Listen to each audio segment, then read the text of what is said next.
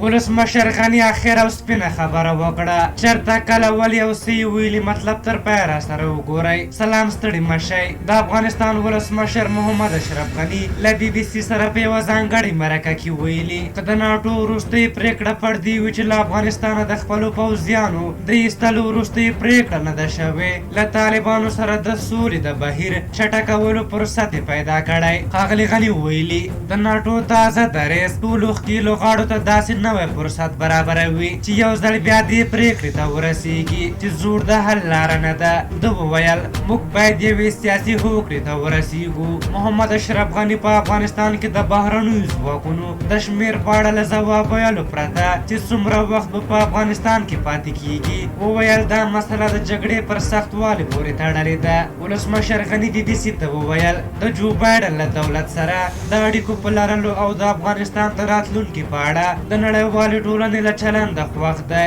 نوموړي په دې مرکه کې د طالبانو د احتمالي بریا په اړه اندېښنې بې ځایه وبللې. هغه وویل دا ویتنام نه دی او حکومت د سقوط په حالات کې نه دی. ولسمشر غني وایي شرایط هیله بخښونکي دي نه ناهیله کوونکي. ولسمشر غني د احتمالي کورنۍ شخړې او جګړې د مخنیوي لپاره د یو لنډمهالي حکومت په واک کې د طالبانو ورګډولو په تړاو له ګڼو غوښتنو سره مخامخ دی. ده وویل د ولسمشرۍ تر 15 کلنې دورې سولې ته ډېر اهمیت ورکړی. غني وایي راتلونکی به د افغانستان د خلکو لخوا ټاکل کیږي نه د هغه چا په لاس چې د میز شاته ناست وي او خوبونه ویني.